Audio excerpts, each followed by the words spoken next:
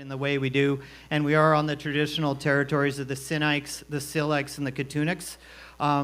Just saying that, it's not enough. What they're asking us to do is A, acknowledge them, and then B, look after the land. So that's what we're wanting. That's what they're wanting us to do, to care for it and look after and respect the land. And obviously, everyone here tonight does that. We do have their maps and their books here for sale. You can see Kath, she's parked over there. You can purchase them. She does take credit cards. So if you want to learn more about the Sinaiks people, you can purchase their book or a map right there of their traditional homeland. Cool. So the State of the Snowpack team, some of them are in the house here. Morgan is not. She's the one who came to me with the idea of this, doing the live events. When it first started, it was just actually me in like 2017 just recording things. And I was just recording Snowpack results and putting them out there. And I had a post that got something like 40,000 views of me doing an extended column. There is like a for this. And so I started recording them. Then the next year I ran into Morgan, and Morgan was like, hey, why don't we start doing these live event things and start this thing called State of the Snowpack? And that's how it was born. I just want to thank everyone for being here tonight, big time. Thank you for following along on social media. Thanks for sharing, and thanks for digging in deep and wanting that extra info. Ryan Flett is here. He's a videographer, Ryan Flett Media. Thanks, Ryan. And Shane, the producer, is here. Shane is broadcasting this live online. Thank you, Shane. Yes, bringing it to everybody who can't make it tonight because it's too cold and too snowy. And then Kath Peone is right over there. She's works in the background here, and she's kind of what makes everything happen. Without Kath, we wouldn't have any of this. She's the one who takes all of my hundreds of hours of video and has to watch me over and over again before it goes out there. So that's a lot to take, actually. And we right over here. People here have been ski touring around here for 20 people. That's what we do. Right on. So my purpose, my goal is to enable people to confidently access the backcountry. And that's what State of the Snowpack is all about. It's all about giving people information so they can make informed choices and decisions in the backcountry. And part of our values is to strengthen the local backcountry community. We've run a number of local events here throughout the fall and early winter. And this is the last one that I'm personally going to be able to be here for the rest of the winter. So I'm totally happy to be here.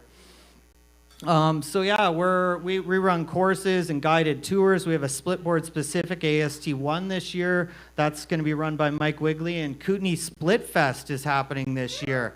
And that's going to be January 14th to 15th. And then, we also are running a new course, a backcountry rescue course with Jill. Jill, is that Jill right there? Yeah, right on. It's a 3-day backcountry rescue 101 course that focuses on what to do after an avalanche, after you've dug the person up. And it's a first aid cert combined with backcountry rescue techniques. Right on. So thanks everyone to the community here, everyone for getting educated, taking courses, all that. Everyone's coming out here, all these new folks, and everyone's getting educated, and that's what we've been seeing out here in the backcountry. So tonight's topics, we have local issues update. We're going to talk about whitewater, backcountry, and the patrol, the current conditions, go through the avalanche bulletin. We're going to talk about the snowpack history. I'm going to talk about snowpack deaths, notable layers, min reports, avalanche cycles, profiles, and a break and a raffle draw for a new set of Grizzly skis from Weston. So we'll have a time for a break for people to grab some cash for that. And we are going to have a terrain discussion about Whalesback. There's been a number of close calls there. I'd love to just break down some terrain at Whalesback. And we have a special guest in the house as well for some mid-evening entertainment. Right on. So the draw for the set of Weston Grizzlies. Right here, Para 176, beautiful ski. They're amazing. I have the longer versions. They ski amazing. The money is going to POW Canada. Thank you, Weston Backcountry, for supplying that. We also have prizes for draw. We have a second prize and a third prize. And we're going to be handing out more swag during the entertainment section of the evening. Cool.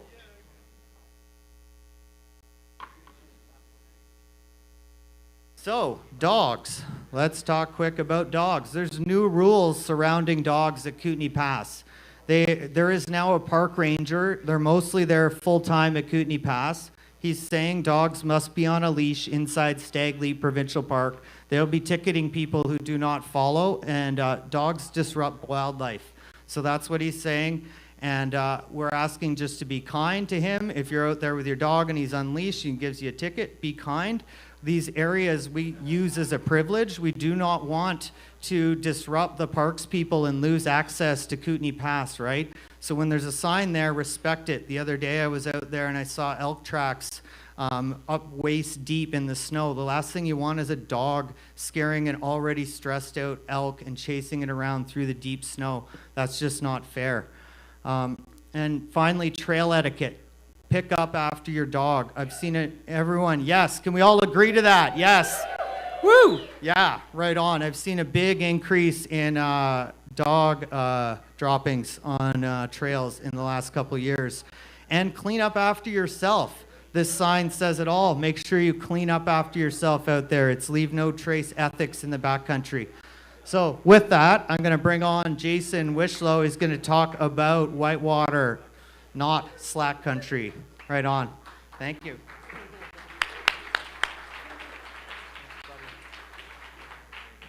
Thank you.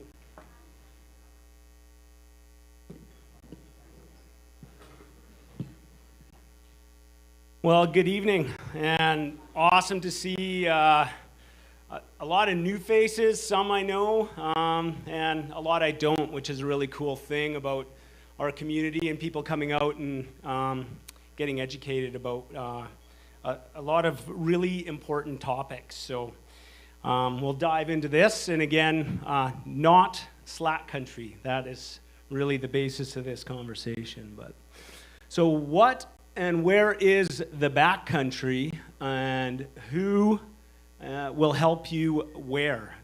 A lot of people here, you know, we're doing this presentation in Nelson. I think that this will hold true to any ski resort that you're visiting, anywhere, you know, across Western North America.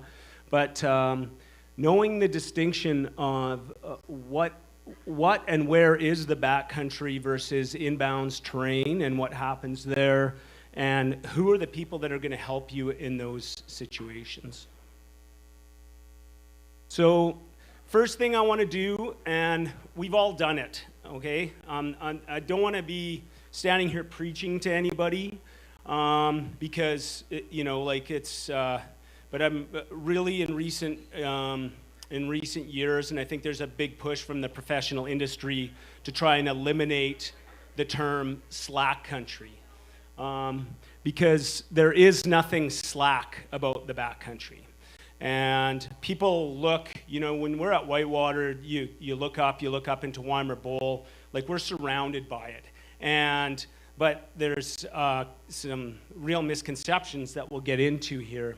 And it gives the term gives a false sense of security and creates a serious misconception of where is a safe place to travel.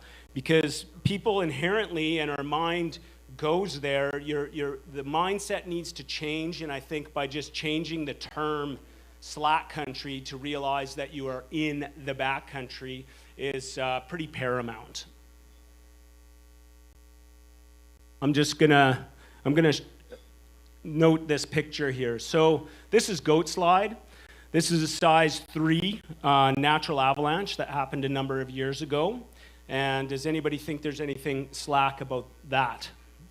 I would hope not, because it's a massive avalanche. I have pictures standing here with 2-meter crowns. So when we went and did a fracture line profile on this, failed on facets on a melt freeze crust, which is something that Judson's going to talk about us dealing with now. So there's a monster avalanche, and this avalanche and this avalanche here, this is trash, and this is probably 50 meters outside the resort boundary a week and a half ago. So both of these are size 2 skier triggered avalanches. That's a meter crown. That was a 70 centimeter crown. And in both these instances, touring gear was not required to even get there. So never mind a transceiver, a shovel, and a probe, and any sort of knowledge. These people didn't have skins. They didn't have any snowshoes. It was like, this is a ski outside the resort boundary or boot pack. And, this one here, particularly terrifying. This was kind of our first real test of this November 17th melt freeze crust surface hoar interface that Judson will talk about. But again, meter crowns, and that thing is pretty scary at some elevations. Once it gets the load, we'll see what happens. I'll let Judd fill in on that. But that just shows you what a layer like that and what we're dealing with is capable of. So backcountry. Okay, what is backcountry? It's anywhere outside an area that controls or mitigates those hazards. So within the boundary lines of whitewater, and I'll show you this in a minute, we do our utmost via ski cutting, hand charging, heli bombing at times to control avalanches and keep the resort safe. We still have signage in place that says, like if you ski into Catch Basin, into Upper PK, avalanche area, ski at your own risk. So regardless, you're entering avalanche terrain. And there's always a chance that there could still be an avalanche there that we don't get it right. And again, I'll knock on wood, we do our absolute best, but that is a possibility. So that's why that signage is in place. So realistically, there are significant differences to who will be able to help you should you need it in an event. Whether you're inbounds or whether you're in out of bounds terrain across a rope line. This picture here is the Whales Back slide from last year. Again, it'll be touched on again tonight, but this Whales Back slide was at 3.5. The thing was enormous. It's the biggest avalanche I've ever seen at Whitewater, and realistically an unsurvivable event had anybody been caught, and mercifully nobody was triggered by a single rider, I believe, that managed to make it out, and nobody else was involved. So, and again, this somebody might term a slack country sort of area, but again, there's nothing slack about it. You're in the backcountry. So where is the backcountry at Whitewater? And I wanted to bring this to attention because maybe some people don't actually know when they're in the backcountry, like where our boundary lines are. Because there's some very, very common places that are backcountry that are not controlled.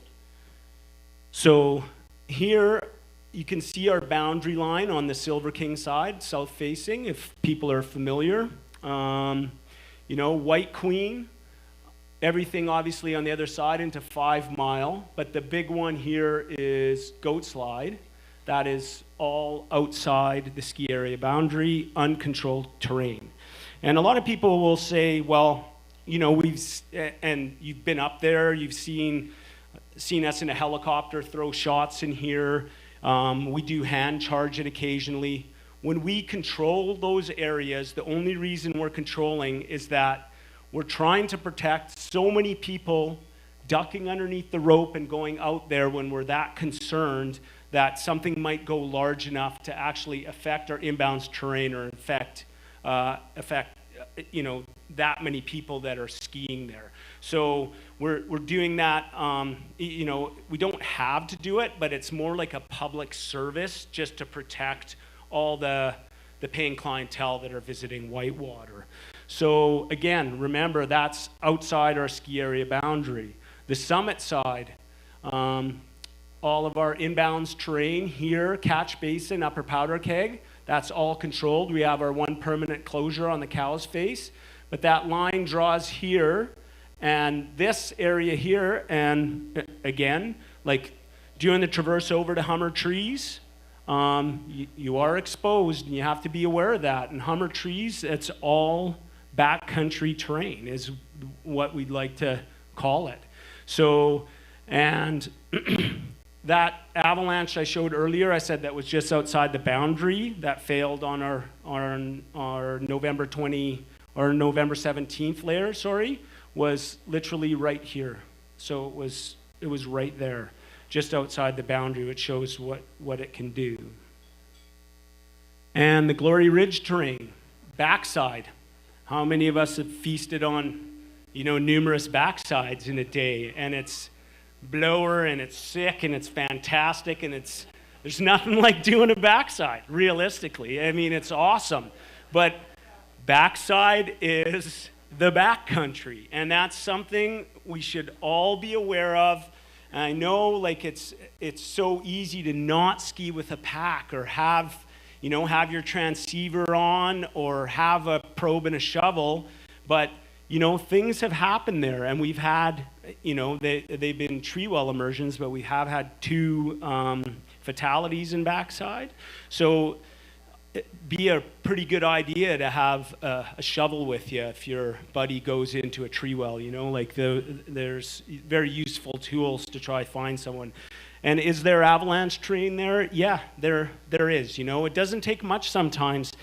I've seen, small pockets, fails, 8 or 10 meters wide, and then you get drug into the trees and backfilled, dangerous things can happen. So again, what I'm asking all of us to do is just to try to switch our perception, switch our language, and acknowledge where we are is in backcountry terrain.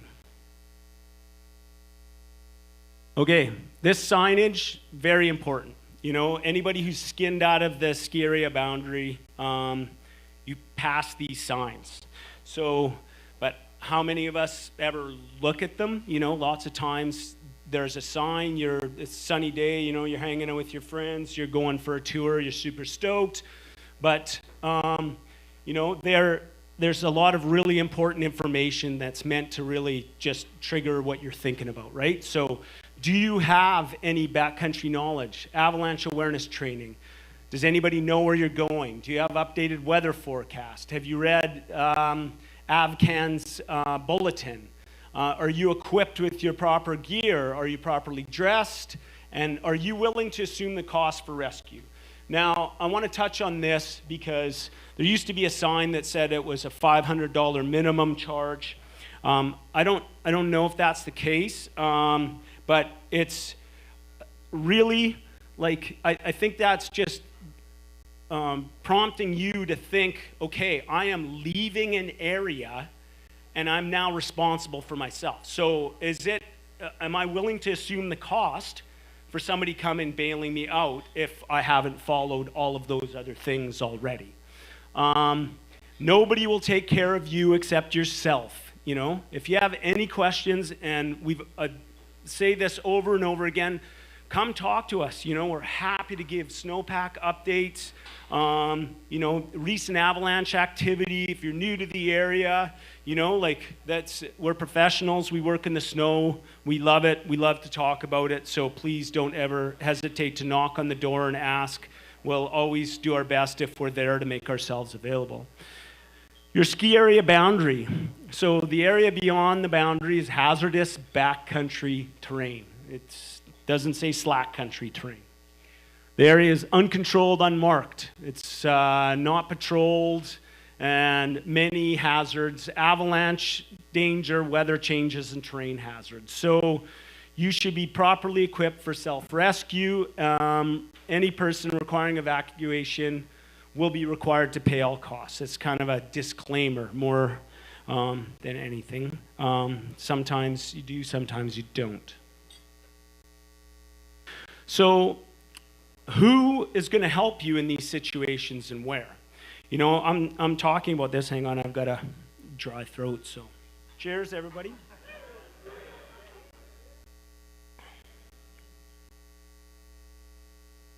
Who will help you and where? So us as Whitewater Snow Safety Ski Patrol, our focus is on inbounds terrain, okay? Does that mean we won't go and assist? No, it doesn't mean that at all. And we've assisted on many, many backcountry calls. But what you need to understand, we'll respond to calls in the backcountry if we have the resources. And this can change depending on our inbounds priorities. If we have a lift down and we're all standing by to do, just to ensure we don't have to do a lift evacuation. If we're a super busy day, we're stretched thin, we've got 3 kind of ambulance calls which happen, and our patrols spread thin, we're doing control work, and something happens out there, even though we're the closest help available, there's a chance that we can't just drop everything we're doing and come out to help people in the backcountry. As much as we would like to, and we'll always do our best to supply resources to help. So then there's cost associated because we're paid by Whitewater Ski Resort. So Whitewater Ski Resort is our first priority. And it's a tricky line, but compared to, you know, like Nelson Search and Rescue, which are all volunteers. So when we go and assist on a call, are we volunteering? Is Whitewater paying us?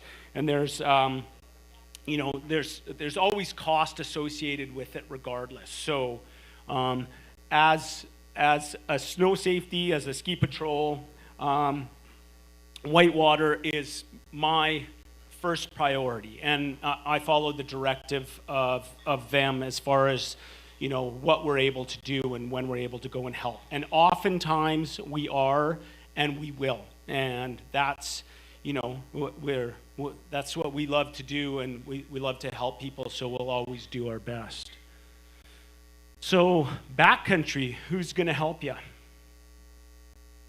Nelson Search and Rescue. We have other search and rescues locally, Columbia, Castlegar, but Nelson is obviously right in our back door, so Nelson Search and Rescue is a group of highly trained volunteers. Now, we work with Nelson Search and Rescue, many common members that have worked on ski patrol, now are in different places, or still working for Whitewater Ski Patrol and are Nelson Search and Rescue members.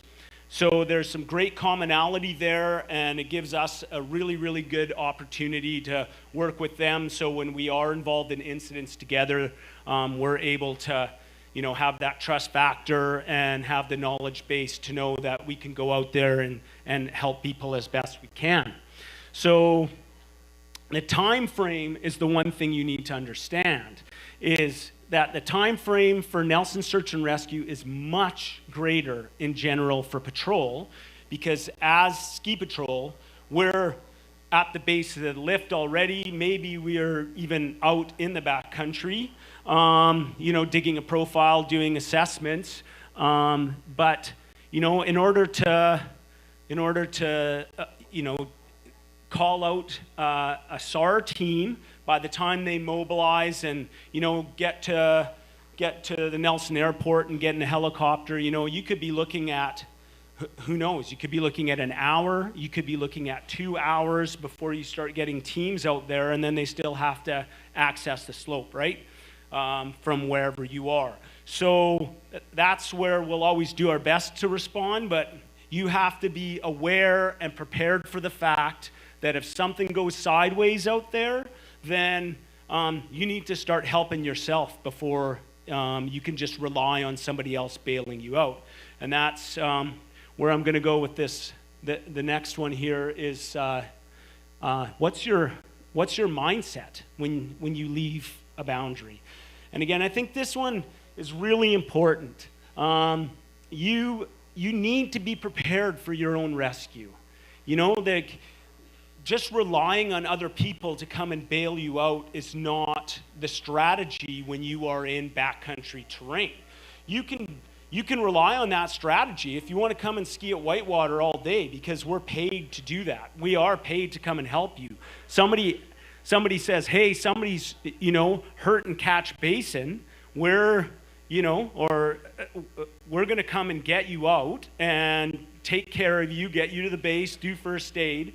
But if somebody's, hurt in 5 Mile, that's not our priority. And that's where you need to adjust your mindset to where you are and where you will be traveling. So if you're, again, touring in 5 Mile, or if you're sled skiing in West Kootenay, and you're 18 kilometers on a sled and then ski touring, I think it's really important to treat it the same way. You're entering backcountry terrain. You need to know the things that you have with you. You have a trip plan. You've looked at your weather forecast. You're trained. You're prepared. You know how to take care of yourself. And then if somebody can come help you out, that's even better. But you can't let yourself rely on that. Nobody else is going to help you instead of you. And I want everybody to just try and think about it that way. Look, I'm going into the backcountry. I need to be prepared to help myself when I'm out there. If I trigger a slab and something goes wrong, how do I deal with that? Because it can happen, as we saw, 100 meters off the ski area boundary, or it can happen, 30 kilometers in the middle of nowhere. So backcountry is backcountry. Be prepared, get training, practice, practice, practice. And know that someone coming to help you can take time, sometimes a lot of time, sometimes the next day time, depending on weather. Be aware that I know so many devices now, the in reaches and spots, you hit a button and, you don't want to, if you can do your best to avoid situation where you have to hit that button and pray that you hear a helicopter rotor. Try to be prepared to take care of the situation you can the best you can. And I just want everybody to be safe, enjoy the snow, and again, talk to us. We're a super valuable resource. We have wonderful people in the community. Nelson Search and Rescue. We'll always do our best to come and do whatever we can. But I think, again, switch the mindset. When you're in the backcountry, whether you're from me to you across the globe or whether you're well out there, think about it as the same thing, and, be prepared to take care of yourself and make sure you're with friends that are like-minded like you. So thank you, and now we'll step into Judson with the Snowpack update.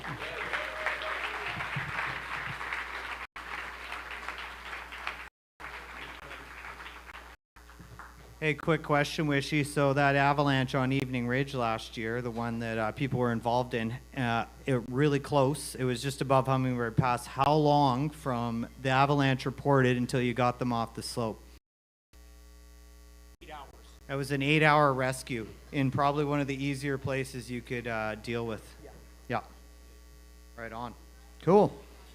Okay, so the information I'm about to dive into, this is the best of my own observations and the best of my ability that I can do. The presentation doesn't replace actual avalanche training. Sign up for one of our courses this winter. Take your CAA courses, get educated in other ways. And what you do with the information I present is your responsibility. Please use it responsibly. Okay, so the state of the snowpack right now is deep freeze. It's deep and it's frozen. Yeah, right on. It's super cold. It's also incredible. Whitewater snow report right now. This was this morning. How much did you get today? Just 5, 7, 5, 7. Total base right now is 131 centimeters, and we've had almost 500 centimeters throughout the year so far. That's actually a really good total. The base just isn't a lot, and we'll get into why that is coming up here. The low overnight was minus 23, and it's looking like it's going to get colder than that. Here is last year's on the exact same day. Last we only had 340 centimeters of snow, so this year 478 total, but last year we had almost a 200 centimeter base. Crazy, right? Like completely different, and that is because of the water equivalency going on in the snow, that it's been so cold. So it's just been freezing, and we've been getting these deep that have not added up to a lot of base. So yeah, the avalanche danger rating, they're calling it 3 times moderate right now, and it looks like by Thursday below tree line will be moving towards low. That's just a prediction. We'll see where it's at. And they're saying use extra caution at tree line where persistent avalanches are more likely. Make conservative decisions. Even small accidents can have big consequences during periods of cold temps and short days. So that's pretty in line with what Wishy was talking about, that avalanche incident as well last year. Really cold temps, that compounds everything there. So these cold temps make everything more challenging to deal with. Terrain and travel advice are to watch newly formed and reactive wind slabs as you transition into wind-affected terrain. Carefully assess open slopes and convex rolls where that buried surface ore may be preserved, and be aware of the potential for surprisingly large avalanches due to deeply buried weak layers.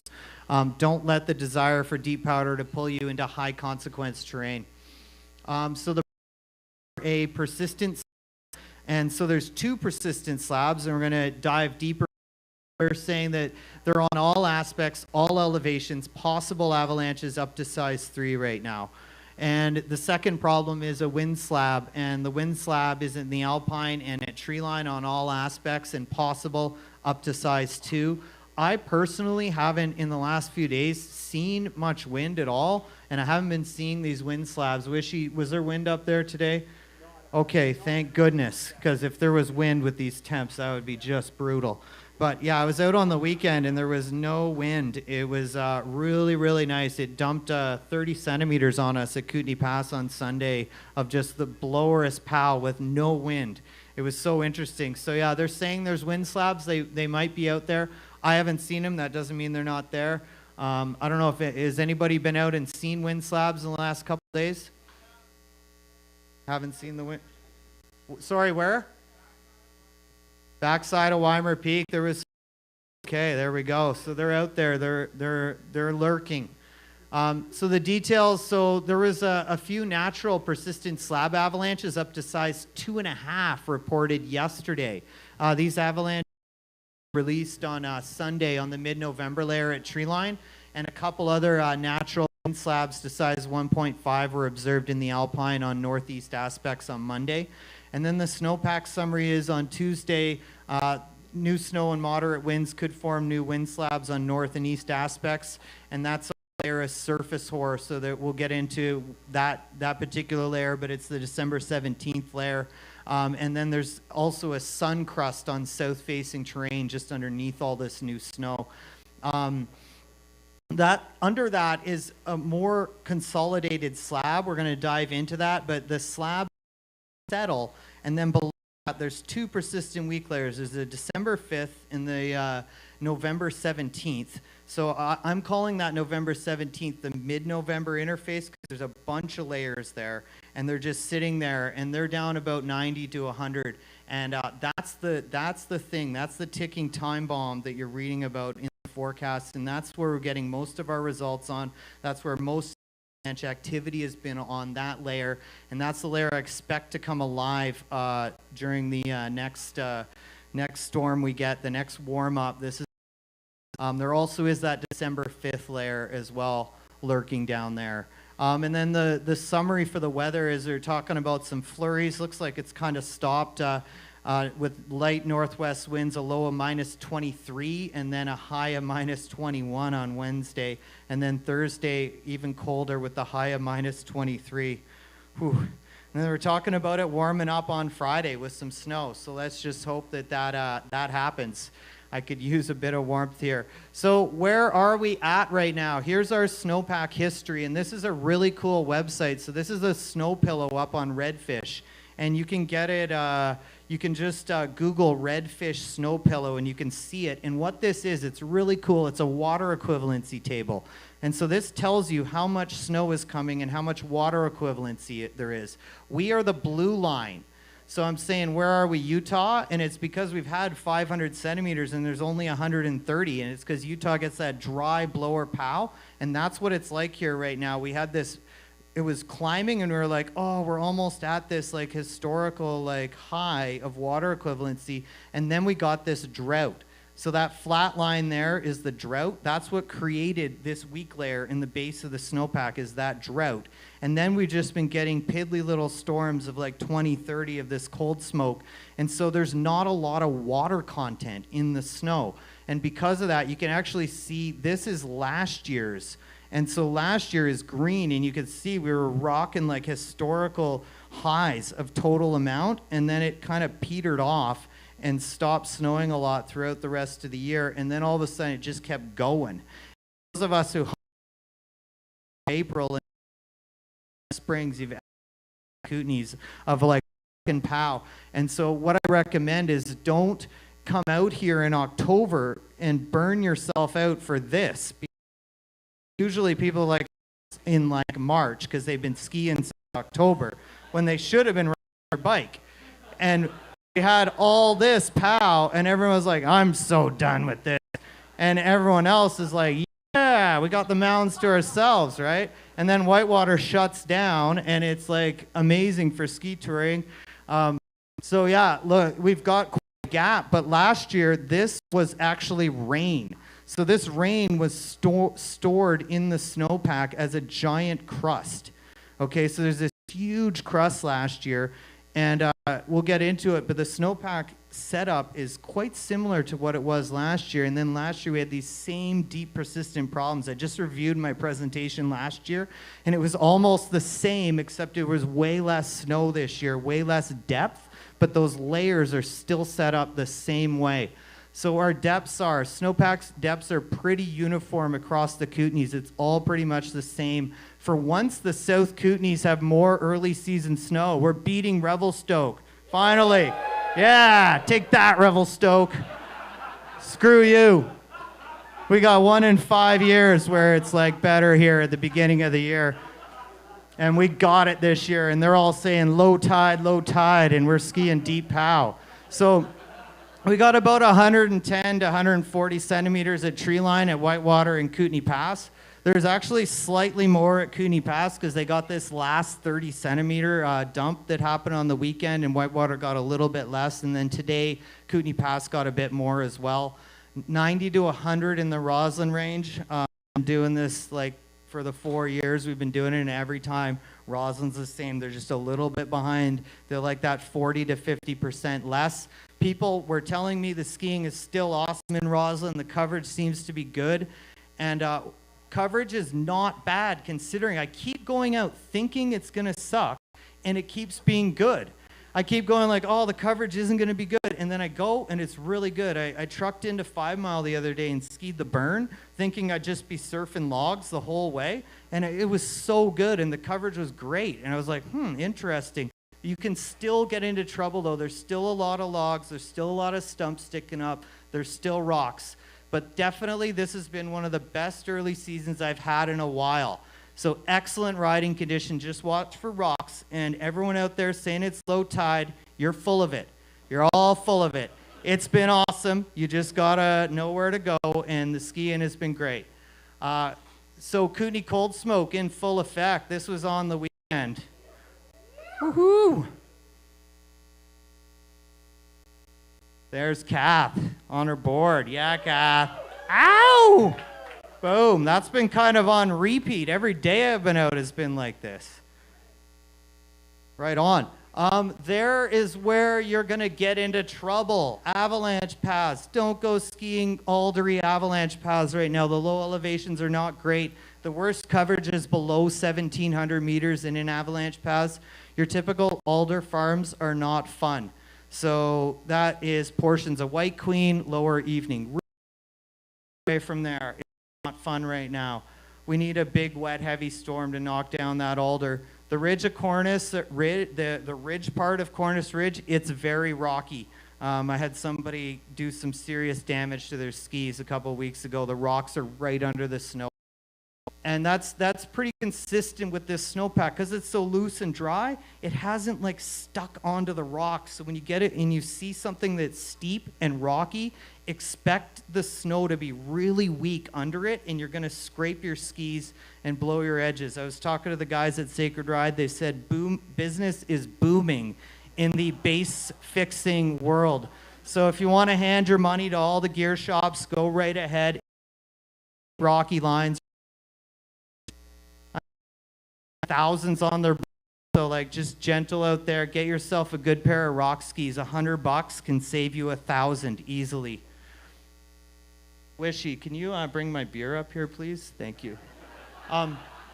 Notable storms in layer formation. Early season snow in late October and early November. Some people were already shredding on Halloween. Yeah, right on. November 5th, we had a big warm-up that created a melt freeze crust. It's widespread throughout the Kootenays to at least 2,100 meters. I haven't been lucky enough to get above 2,100 meters. It is breaking down in some locations. And so what does breaking down mean? Anyone? Breaking down. What do I mean by the crust is breaking down? The crust itself is actually starting to facet. It used to be 2 centimeters, and it's starting to facet and break down, so get less strong. So those cold temps are weakening that crust. November 17th, it started snowing again and buried a large layer of surface hoar. This surface hoar is starting to round some locations. This weekend was the first signs I saw of that layer actually starting to round and heal itself. It is by no means healed. It's just starting to get those round edges. This surface hoar is still really active, and the challenge is sitting on this crust. And in between this surface hoar and this crust are facets, and the facets are sitting on the crust. So you pick your poison right now. It's surface hoar facets on a crust, which is kind of one of the worst combos you can have. Some of the largest, biggest, most destructive avalanches I've ever seen were facets on a crust, and that's exactly what failed last year on Evening Ridge on that big size 3.5 that Wishy was talking about. That was a facet crust combo. In 2009, we had a nasty facet crust as well. I saw numerous size 4s go in the Kootenays, new avalanche paths created. It was wild. This layer is set up the same. It's just sitting there under you right now. You just are not seeing the activity so much at this moment. There is some activity, but not as much as you would expect until we get another storm. Intermittent cold storms with sunny days happened after November 17th in between. And then on December 5th, we had another layer of surface hoar that was buried.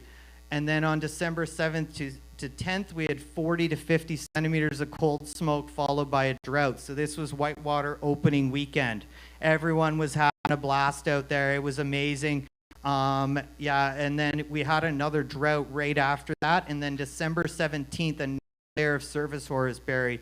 This layer is topped off and covered with probably anywhere between 20 and 40 centimeters of cold smoke now. December 18th, Kootenay Pass got about 30 centimeters. Whitewater, what did you get on December 18th? About 10. Like this was. Yeah. Okay, notable layers. So we have facets and depth hoar at the base of the snowpack. This is somewhat unusual for the depth hoar, but the facets and the crust down there, they've just been pretty consistent the last number of years. And this is relatively new. I think this is a climate change thing we're seeing with these facets and crusts at the base. And then there's our November 5th melt freeze crust with 2 to 7 centimeters of facets sitting on top of it. Then on top of that, there's the November 17th surface hoar. and then the December 5th surface hoar, finally the December 17th surface hoar, and then cold smoke sitting on top. So at the bottom, this is the shit right here. This is the shit we don't like down here. We don't want any of this. Let's get rid of it. Yeah, exactly. Clean up after your dog. Okay, so here's a visual for you. December 17th service hoar. This is actually below tree line. And then the December 5th service hoar. Then we have a slab. So this is the slab that's forming on top of this November 17th surface hoar, followed by 2 to 7 centimeters of fat, 1 to 2 centimeters. Okay? This is the layer that's getting all of that activity and woofing with the slab sitting on top of it. As we get more snow, as this snow settles, this slab continues to get bigger. So the slab is bigger, and the slab is just starting to set up on the December 5th. So we have 2 layers right now. Avalanches can start on December 5th and step on down to the November 17th, as well as a wind slab from this could start, step down to the 5th, and step down to the November 17th. I do have some good news coming. So there's our crust and facet yuck sandwich that we don't like. From the ground to the top of this is this November 5th melt freeze crust. The whole bottom of the snowpack's weak and faceted, and all the POW people got in late October is now highly faceted. Some of it's turned to depth hoar. So the most notable layer in the snowpack is this mid-November interface. You can feel it with your poles just by poking down the end of your pole down, and you'll feel that crust. You can take your probe out and put it down, and you'll hit it and feel that crust. It's everywhere in the Kootenays. That interface is. In some places there isn't a crust. When I dug out in the burn, I didn't find the crust, which is really weird. Because at the same elevation, right around Whitewater, the crust was there. So I'm like, why? And at Kootenay Pass, that crust is all the way to the top of Cornice Ridge, so 2,150 to 2,200 meters at Kootenay Pass. So yeah, you can really just tell how deep this weak layer is just by taking your probe, putting it down, and being like, oh, actually, okay, so this layer is 120 centimeters under me right now. Now you know how big an avalanche can be on that layer.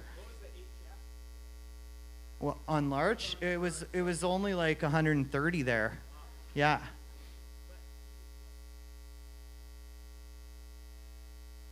No, totally. Yeah, we were really surprised about that not being there. So what is with this woofing, and what's a woomph? Okay, tell me, what's a woomph? A collapse in the snowpack. Nice. Okay, what do you mean by that? When the layer fails underneath you and collapses. So the deeper the layer is and the bigger the crystal grains are, and the further it propagates, the louder that whoomp sound is. I've heard whoomps. Anybody here felt a whoomp like in the last 2 weeks while they're out there? I'd be shocked if you hadn't. Pretty much whoomping. And it's really settled down in the last little while here. But I was just talking to someone who was in the Boningtons. They were doing the Bonington Traverse, and they said that they had woomping big time on South Aspect. So it's still happening. Essentially, a woomph is just an avalanche that doesn't have the sufficient terrain for its avalanche on. That's all it is. You're causing the mechanism of the avalanche, but not being in the right terrain to cause it. So presently, this layer is less reactive than it was a week ago. It can be found down between 60 and 100 in some places. It's made up of that melt freeze crust. It's 1 to 2 centimeters thick and 30 to 40 off of the ground. On that crust is 2 to 10 centimeters or 2 to 7 of facets that are 1 to 2 millimeters in size. And on top of that facets is that surface hoar that's between 10 and 20 millimeters big. That's big surface hoar, and it's sitting there right by a crust. On top of that, we have a slab that ranges in thickness between 30 and 50 centimeters. Next up, we have the December 5th surface hoar. Avalanche activity has been very limited on this layer. The slab is still forming above this layer. Concern exists for avalanches starting on this layer and stepping down to the mid-November layers. This layer is widespread at treeline and BTL as well. Low-density snow continues to accumulate with this present storm slab. Moderate wind that's been accompanying this new snow is likely to redistribute the snow and create fresh wind slabs. Be aware of the smaller, loose, dry avalanches building a big enough load to trigger a weak layer and create larger avalanches as well. So next up, we have the December 17th surface hoar. It's 20 to 35 below our recent storm snow, and it's difficult to find because it's really in that really low density snow. So it's just surrounded by these other low density crystals and really sticking out right now. If there was a wind slab, it might run on this layer. I haven't been able to get any reactivity on that layer so far. The monitor over the next little while. It's there, it's buried, it might become a thing, might not. So let's talk now about avalanche activity. Has anybody here been seen any avalanche activity this winter? Yeah? Where were you? Where was it? Yeah. Well, they're dealing with the same thing we are. So what happened?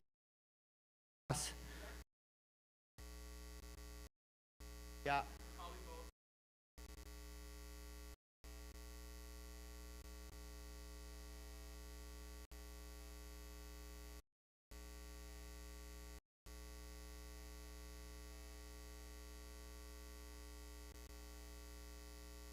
Thin to thick snowpack. Yeah.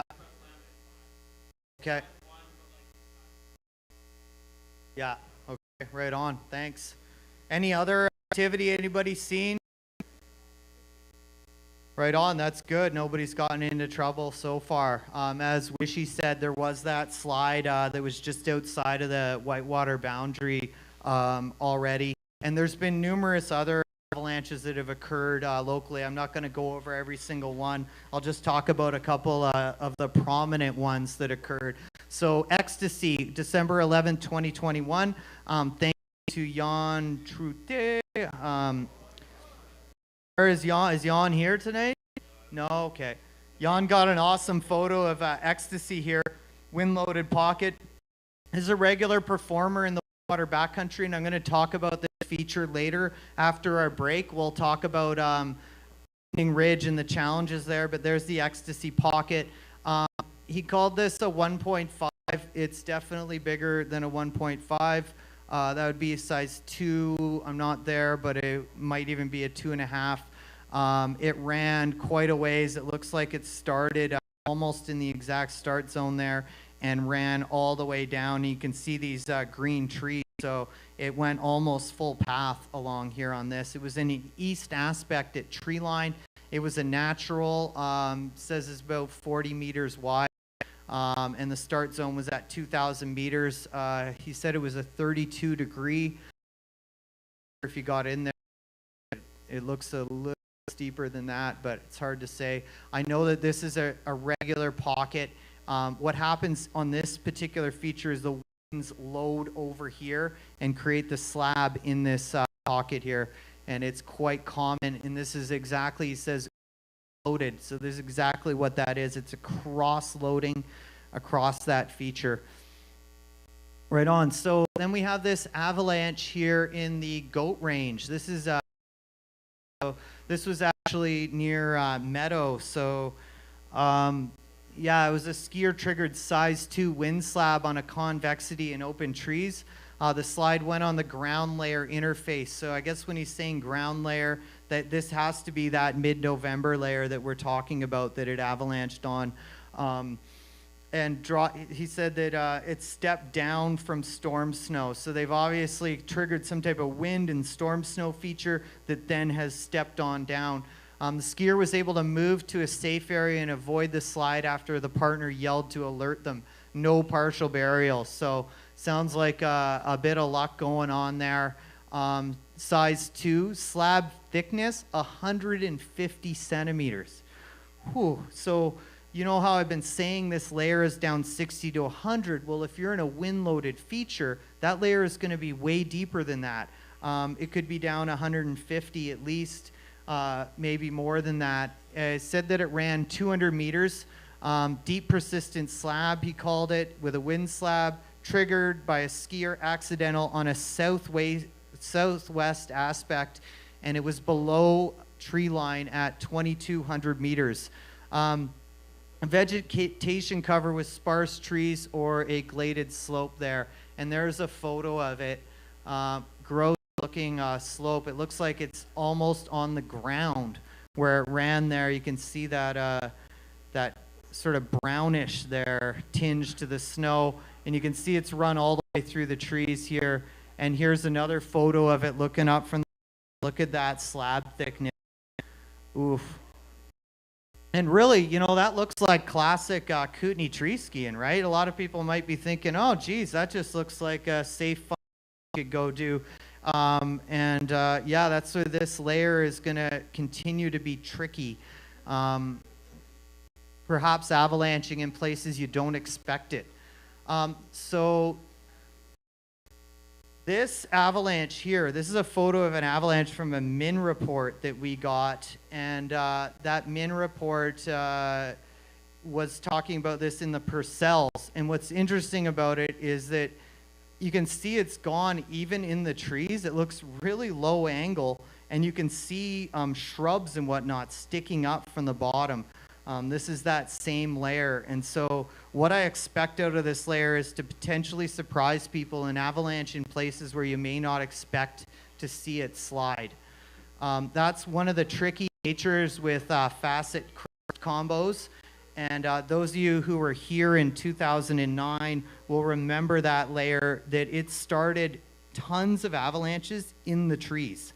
So there was a lot of avalanches going on in the forest in 2009, and that's because of that facet layer. So surface hoar, right? That's in the Kootenays, in the Columbia Mountains. It forms in these open areas, right? So you can often kind of know where it's going to be a little bit because it has these favored places. The challenge with facets and crusts are they can form anywhere. As long as you get facets, it can be in the trees, it can be below tree line, it can be in the alpine, and it can be at tree line. So often why the avalanches get so big is that weak layer is at the very start zone and at the bottom. So the avalanche will start, and instead of just a pocket pulling, the whole thing lets go. And yeah, I'll never forget 2009 in the Kootenay range that winter. We had a setup similar to this going on. So profile, whitewater in the burn. This is our profile here, and I won't dwell too much on this. But yeah, this is December 16th. Northwest aspect at 1950. You just add 25 centimeters onto that. This is, so there was 130 there, and so the height. So the height was 130, and this is the hardness. And when we're looking for problematic layers, you're looking for these indents of weaker snow with stronger top of it. So this is the only place where I've actually not found the crust. Most places there's a crust sitting right here with this sitting on top of it and then the slab. And that's our problem going on right there. And you can see the bottom here, this is all faceted. Here's our surface hoar. And we had a hard result that was a sudden planer, and it was down 66 centimeters. We've had about, 25, 30 on top of that. So that's going to be around 95 centimeters potentially of the depth of that layer right now. And then this layer, this is the December 5th layer that's sitting right here on this, in this pit. And we had a sudden planer on that down 30 as well, and that was in the moderate range. Here is Cornice Ridge at Pass. And so this is December 18th at 2,050 meters. And here you can see the two surface hoar layers propping out, and then there's the crust. Now, I didn't get a lot of results on this. That doesn't mean anything that I didn't get a lot. I'm surprised that we didn't get as many results as we did on the extended column test. But a few days before, one of our guides, Mike Wigley, was in the field there, and he was digging. And when he dug and cut the column, it So the second the back was cut, the thing failed. It didn't even require a hit. That's how weak this layer was on top there. So yeah, that's a really spooky result to get that. And luckily here, this layer is, at least in this result, it wasn't producing. But again, that doesn't mean you can't have avalanches on it as well. So here's a very interesting test. So this was in the Bonington Range on December 19th on an east aspect at 2,000 meters. These are friends of mine doing a propagation saw test. So what they're doing is they are cutting through a layer to see when it fails. And what's interesting about this test is that it failed not on the layer they were testing. So this is what we would call a very easy result, really indicative of a nasty weak layer deep in the snowpack. So I'll just play it here. So he takes his saw and starts cutting through. They think they're in the weak layer, but then the December 17th layer failed on top of it. So again, we'll just play that one more time. Here we go.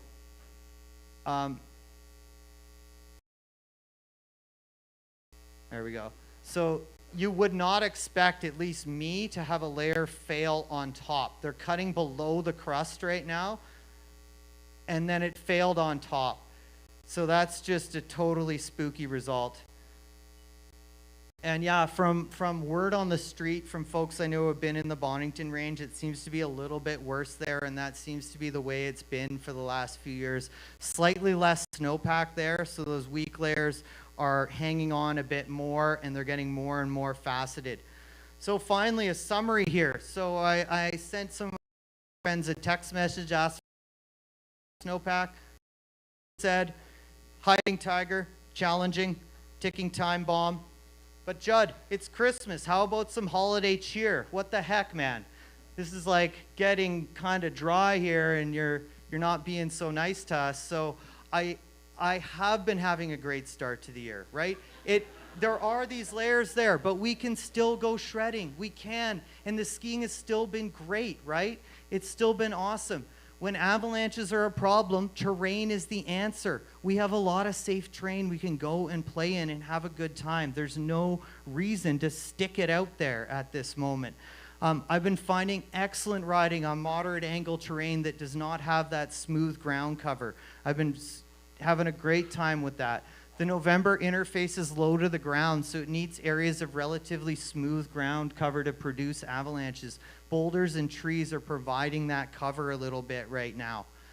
So what can we hope from Santa to fix this mess? What are we hoping for? What do we want in our stockings moving forward? We want a big, giant storm with warm temperatures, wet snow with lots of wind. That will help out big time. You just use one of those. Can anybody cook up one of those? Right on. Speaking of Santa, right on. We got Santas here. Oh my God, what the heck?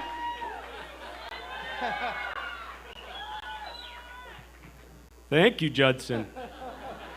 I believe the forecast is for exactly what you wished. And if you want to hand out some treats, Santa's going to sing you his favorite Christmas song. It's actually, it's more of a winter song because I love winter. And it's very wintry outside right now.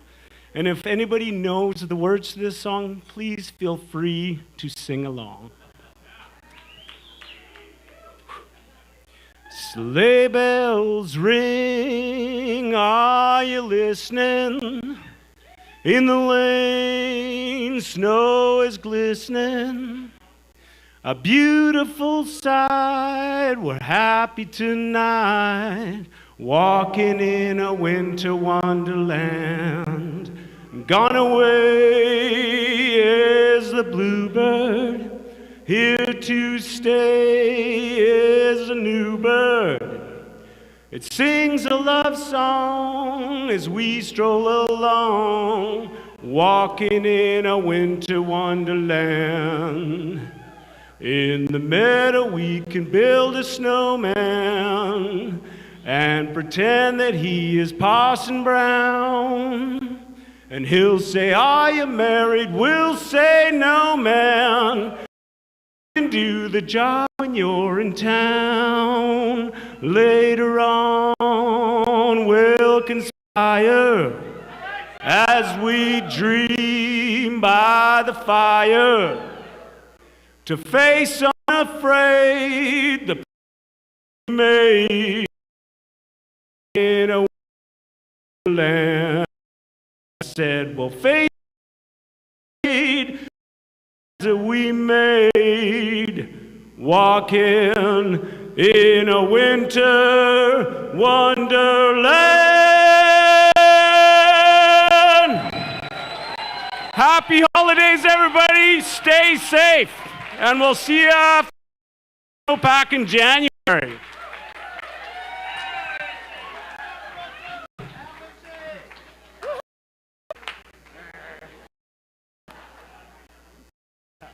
Right on. Santa, everybody.